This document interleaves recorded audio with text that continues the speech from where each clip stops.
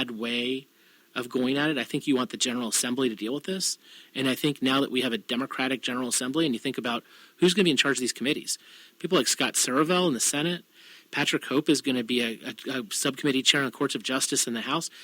We're going to get good criminal justice reform out of the General Assembly, and I think it's going to be good for everybody. Oh, I believe that is true, too. Tell me a little bit about what are some of the races that surprised you, like Chris Jones, like Clint Jenkins unseated Chris Jones. Maybe you weren't surprised. I was. What were there surprises for you, Ben? Yeah, there were a couple surprises. I mean, I think that was one that I had rated as a toss-up going into Election Day. Clint Jenkins ended up winning by a pretty substantial margin. Yeah. He got outspent widely. You know, he ran for city council a few years ago in a three-way race, finished third place. So, like, this was not like Clint Jenkins is not some sort of like incredible recruit, A-list candidate recruit, right? And he just took it to Chris Jones, and I think that that wasn't really a repudiation of Chris Jones. I think it was a repudiation of the Republican Party in that area. That was the first time that Republican candidates had really reached out in the African American community, and Chris Jones had been representing the other side of town for 20 years, 25 years, and never really spent a lot of time reaching out to those potential constituents. And I don't think that they took him as seriously when he did finally show up now and ask for their vote. Contrast that with Kirk Cox, who also was drawn into a district where a lot of African Americans were added in. He survived. Kirk Cox is a local high school teacher. He coaches local sports teams. I think that Kirk Cox had done a better job over the course of years of being engaged in the community beyond just his own little enclave. And so when these neighborhoods were added in that were majority African American, a lot of people knew Kirk Cox. Yeah. And he was able to go in, and they were and the thing that people always forget about this is African American voters are the most reliable Democratic bloc there is in presidential races and statewide races. In local races, don't assume that they're just going to vote 95% Democratic. I mean, African Americans have the exact same concern that everyone else does about local concerns in their community. And if they have someone, a Republican candidate, who will come in and address their concerns, local Republican candidates can sometimes score in the 30s or 40s of the African American vote. Well, since you brought this up, let's talk about Joe Morrissey, because that seems like a very nice segue to talk about what happened in that primary between Joe Morrissey and Rosalind Dance. Right. I mean, in the majority-minority precincts, Joe Morrissey carried almost all of them. And in the majority-white precincts, Rosalind Dance carried almost all of them, which was obviously an inverse of what historical trends would have told you. But, again, you look at Joe Morrissey, and that's someone who has spent his whole life and career advocating for these African-American communities and for, I think, talk about criminal justice reform. That's someone who was an early proponent of criminal justice reform and what it was doing in these neighborhoods that people weren't seeing. And so when Joe comes in and asks for their vote, people listen because he's been there. He's not just showing up. And Roz Dance sort of, I think, had taken it for granted. She had a safe Democratic seat. She wasn't showing up anymore. And, the place where she lost the biggest in the primary was Petersburg, where she had been mayor. I know. I found that shocking. Yeah, and I think that speaks to, you don't just ride out a community and assume that, you're staying in touch. You got to continue to work it. And she didn't. And so Joe Morrissey will be in the Senate. And I think that he probably is going to be a pretty good representative for that district. For those of you just joining us, this is Making Change Radio. I'm your host, Catherine Reed, and we are talking Virginia's elections, which just took place on Tuesday, November the 5th. I hope everyone listening voted. Our pundit tonight is Virginian Ben Tribbett, who's been doing this for the majority of his life, I think. So tell me, as far as some of the things that were expected, Shelley Simons, that seems like that was just karma. Yeah, I mean, Shelley Simons' district was redrawn to be much more Democratic. She obviously was in a tie in the last election, and I think that she...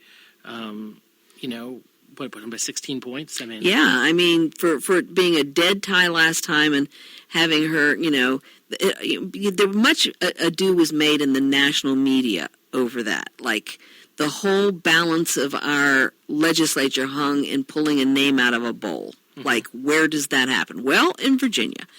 But this time around, Shelley clearly had a mandate from her district that they wanted her in the House. Yeah, and I think that, you talk about who is winning in these seats, and again, it's people that have been in the community.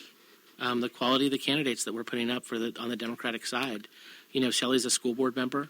Martha Mugler, who won the open seat, pretty adjacent to her on the peninsula. Again, a community activist. Her husband Ross is an elected official in Hampton. We're putting up high quality candidates. It seems like we have a caller, Ben.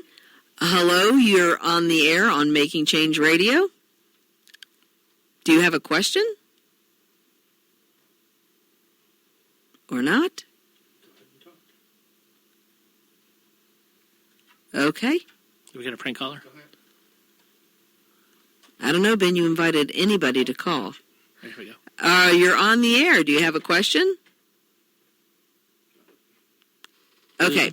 Apparently, we've lost our caller. That's right. So we don't need any trolls. You did invite everyone. Very, very open of you, Ben, to invite everyone. So some local candidates have ended up. Some local candidates have ended up, starting out in places like school board. Let's talk about Dahlia Palchik.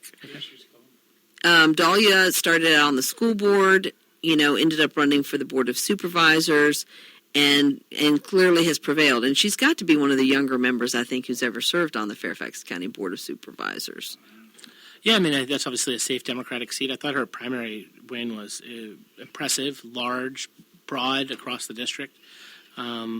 I was actually surprised at how well she did in the primary. I knew she would be a force because she's on the school board and represents the whole district. But, I mean, she really just ran over everybody in that primary.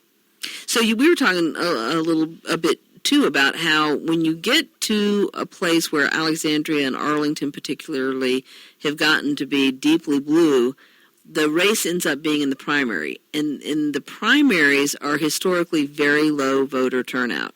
Like, that's sort of insider baseball, insider politics. And so how do you see this now that Northern Virginia in the main seems to be deeply blue? How are these primary races in the future going to play out? Yeah. So, I mean, for me as someone who works in politics full-time, the primaries in June, that's like the Christmas season. That's always the fun. The general elections, you go up against the Republicans are for Republicans, the Democrats are for Democrats. Sometimes it's a lot out of your control of which side has the energy. Primaries you can always have an impact in. It's low turnout, and it comes down to just a handful of people. And you can see them face-to-face and really go at it with them. And so, primaries in Northern Virginia are extremely low turnout. Sometimes 10, 12% of the voters. And, but take the Fairfax County School Board, for example. We had a slate of 3 at-large candidates who were elected because they were on the Democratic sample ballot on Tuesday.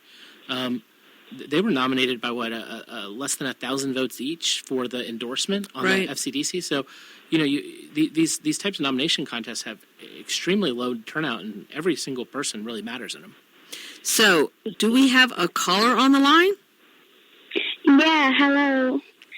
I was wondering if Ben was surprised when Stella Bakarsky won the Fairfax County School Board race against the incumbent Tom Wilson. Were you surprised, Ben? I was surprised at her margin. I mean, she obviously set a record in the margin that she won by. I wasn't surprised that she won because Stella's a fantastic candidate.